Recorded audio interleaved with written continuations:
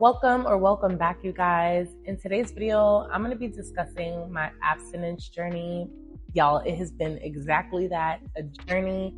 It has had its ups and downs, but I'm so grateful for where I am at right now.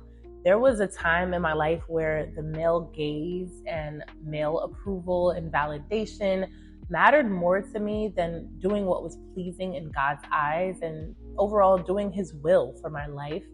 And I'm just so happy that I'm far removed from that way of thinking. And it was literally a YouTube video that changed my life, changed my perspective on this, and really allowed me to stand on business. And if I could be that person for the person on the other side of the screen, then that would be my only hope and goal for this video. So if you want to stick around and see what I'm going to be talking about today, then go ahead and smash that like button from now and keep on watching. So I remember losing my virginity at the age of 17 and literally feeling convicted a week or two after, just feeling like, oh my God, this wasn't supposed to happen in this way. And I didn't have a super strong relationship with God at that time. After all, I was 17. And I'm not saying that you can't have a strong relationship with God as a young person, but there was a lot more that I was going to need to learn and experience to really foster that genuine relationship with God. And at the time, I was just going to church and kind of knew right from wrong. And so I think the reason why I felt so convicted at that time was more so out of religion than relationship with God, if that makes sense. So I remember going to my also very young teenage boyfriend at that time and telling him hey, God put it on my heart to do this abstinence thing. I, again, didn't really even have the words for it, but I knew that I just felt wrong being sexually active. And I told him that, and he was very confused and his loins was probably on fire. That's kind of how it started for me. It was a major fail, and it was a major fail because we were trying, but again, I didn't have the language, I didn't have the understanding. I just knew that I felt wrong. I knew that if the church people knew that I was doing this, or if my parents knew, or if my siblings knew, that they might look at me a certain way. And so we would do first, second, third base things, but we would never go to fourth base or whatever. That was our way of doing the thing that God had put on my heart to do. And it was just a major fail. We were always in proximity with each other. We would be in the room with the lights off and the door closed, and the parents weren't home. And there was just so many things that made it so that me really trying to follow through with this conviction just wasn't possible. It just didn't happen. Ended up obviously breaking up with that person. And I went to college, and college was a whole different lifestyle. I grew up very sheltered from a Haitian background. And so my parents, I would have to beg them to let me go to certain parties. After a certain while, I did start to rebel a little bit, but semi-rebel. It was nothing crazy. So I had gotten a taste of certain things, but it wasn't until I went to college that I really got a taste of what it meant to literally have no curfew and just be able to be in this person's room or in that person's room or in this person's house and not have to answer to an adult authority figure. So in college, I wouldn't say I went crazy, but it definitely was a portal or an entryway for me to really start to experiment and be more free. So had a couple of different relationships and partners throughout my college years. And just being in that environment without having like-minded or, just that foundation surrounding me, I just became a product of my environment. All of my friends were out partying and being with different guys. And that's kind of what I felt like I needed to do as well. And I just started to lose sight of my morals, my values. This is not a new story. I feel like a lot of people can relate, especially if you did grow up somewhat sheltered, did grow up somewhat very religious. Again, I'll use the word religion because it was more so that started keeping me in line, but it wasn't enough to substantiate, right? It wasn't enough to sustain is the word I'm looking for. I won't go through every partner and every encounter, but I will say that the problem wasn't the outward activities so much. And Don't get me twisted. God hates sin. So that was a problem in and of itself.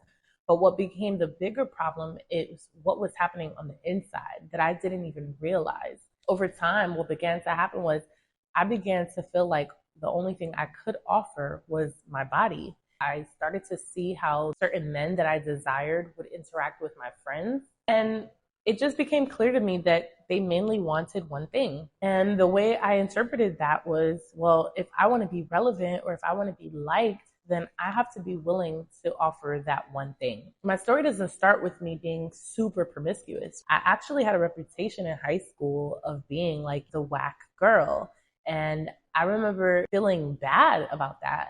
I didn't wear that as a badge of honor. I guess from going from having that reputation when I really genuinely was whack because I was a virgin for the most part in high school, I guess it planted a seed where as I started to go into this newer lifestyle, I almost like reinvented myself into my 20s. So I'm like, I'm not going to be that whack girl. I see how these guys are with my friends and my peers and my acquaintances.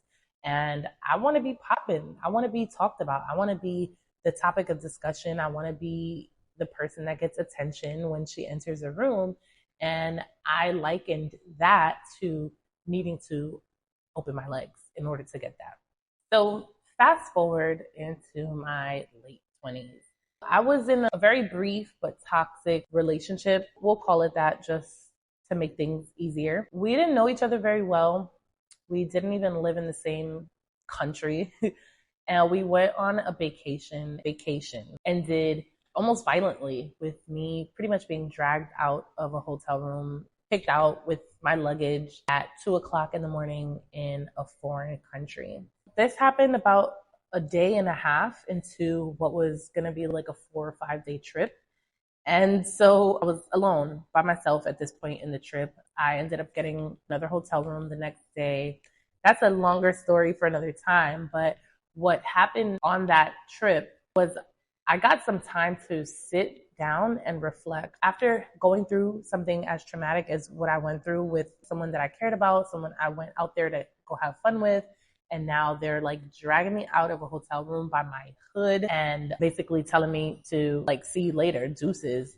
I had time to sit down and think because I didn't want to just go to the beach the next day. I sat in my bed. I didn't cry, but I was very sad. I was hurt. And I had time now to reflect and to hear God's voice.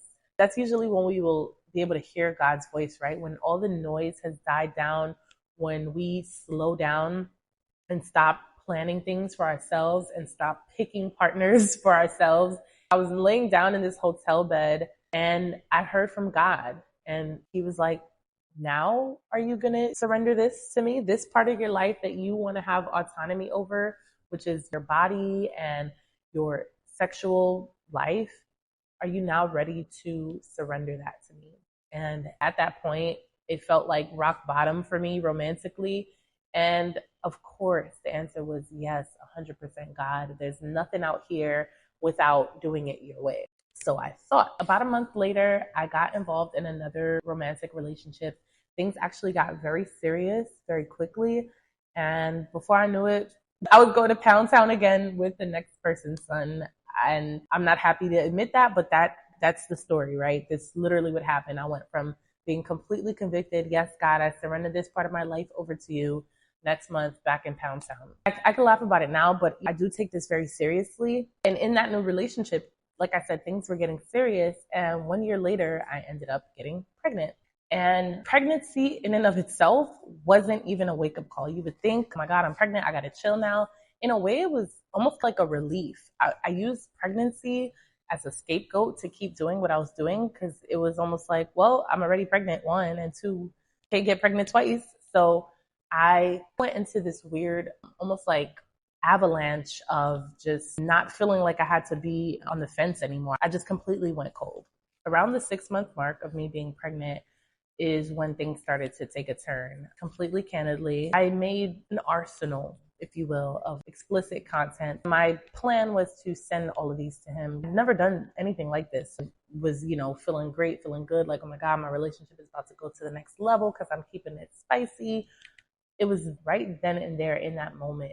I remember it so clearly that I got the conviction, and God was like, delete all of that stuff, delete it. And I was just like, what? And not only did God tell me to delete everything that was on my phone, all the explicit stuff that was on my phone, but he also told me, like, hey, this is now your moment to recommit yourself to abstinence. One thing about God, one, he will meet you where you are time and time again, even when you have backslid. And two, he will meet you at the most inopportune, like right here, right now. This is when I'm getting this conviction, and this is when you're asking me to recommit myself. But it was so important to me that I really listened, because I had done it my own way so many times before. And I found myself actually trying to spice things up in my relationship as like almost like a last resort. It wasn't because the relationship was great and I was just trying to add cherries on top. I was actually trying to use this thing to save my relationship, and it was never going to work. It was bound to fail. And so God met me where I was at and told me, delete that stuff and recommit, like truly surrender. That moment was the moment that I full stop committed to God. And to the world, it might sound crazy. Girl, you already have a whole fetus inside of you, and now you want to be abstinent. But to the believer that understands that God's grace is abundant and that his mercies are made new every single day, this was actually very humbling, that God would look at me in all the sinning that I had done, sitting there 6 months pregnant, out of wedlock, still sinning, on my way to do more sins, and would call upon me to take action and to give me another chance. And that he would care enough to convict me to start all over, remind me that shame and guilt are not fruits of the Spirit, and welcome me back into his family with open arms after years of being a wayward sheep. If that's not a prodigal son story, I don't know what is. But long story short, I accepted the call, like for real this time. And I knew that I was going to need some tools and some armor to really be able to stand on business this time. And so I started listening to other people's stories just to hear, their journey and how they were dealing with it and the things that they did to really keep them accountable. And I came across Jordan Dunlap's YouTube. Shout out to her and her husband, because I think they were actually engaged at the time that I was watching this video. And they shared certain rules that they had in place to make sure that they don't fall into temptation and break their abstinence before marriage. And I remember they were just so intentional about how they were going to go about this. And that was something that I had lacked so much in the past. Was I had this conviction, albeit from a place of religion more so than relationship. But even as I got closer to God, a lot of what was having me fall short time and time again is that I wasn't being intentional. I wasn't really gearing up for the battle that this abstinence journey was going to be. And so when I saw that they had boundaries and rules and tools set in place for them so that they wouldn't stumble or they wouldn't even put themselves in tempting situations, that's when I knew that I was doing things so backwards. I was saying that I wanted to be abstinent, but sleeping in the same bed with my partners and allowing things to enter my ear gate and my eye gate that would possibly cause me to stumble. There were so many things that I just had not laid the foundation on that were not going to allow me to thrive and sustain while I was on this journey. So the whole time I was trying to do it on my own, and I had never really invited God into the process. And the Bible says very clearly that the spirit is willing, but the flesh is weak. So the whole time that I was depending on my own flesh and my own willpower to be able to sustain this, it was just going to fail from the start. So for the person that's watching that is either on an abstinence journey, thinking about an abstinence journey, struggling with an abstinence journey, consider my story. Consider that it started 16 years ago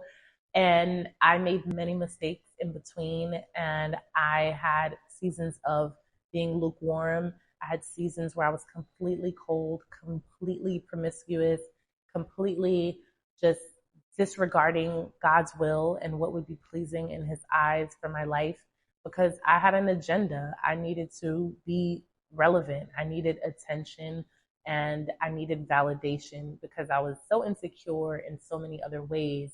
And if I could give a man my body, that to me was a win, because then at least he would think I was lit or popping for those reasons. and you will fall short every time.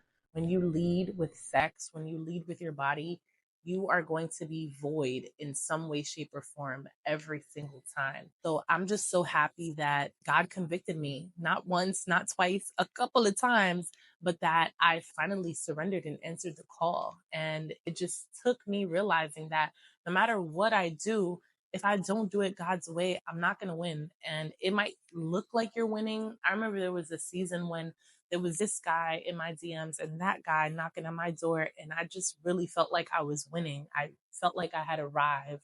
And deep down, there was a sense of torment. I was being tormented. And that's what things like this do. You're confused. And I've never had so much clarity ever since I really surrendered and took that calling. And I think a lot of it has to do with the fact that I was pregnant. I knew I was having a girl, and I wanted to really, I had to start asking myself, what example am I leaving for her? And I want to break all these generational curses, and I want to do all these things and have all this wealth. But what about emotional wealth? What about spiritual wealth? And I was so poor spiritually and emotionally. And it was at the moment that I surrendered everything to God that I really did become spiritually wealthy. I just encourage anybody that's on this journey not to do it alone. Invite God into it and build up your toolbox. Be intentional about it. Do not count on your flesh. Your flesh does not have your back. That's just the truth. And He's calling you to surrender something. Just keep at the forefront of your mind that it is for your own protection. And it might seem like the people around you are having more fun or living their life and YOLO and all these things, but just remind yourself that God's way is the best way. It really is the only way. And I'm just so grateful today that I surrendered and been standing on business for 3 years plus. No, let me stop. But I hope that I touched somebody today in the same way that Jordan Dunlap and her husband's video touched me. If you want to see more content like this, make sure to subscribe.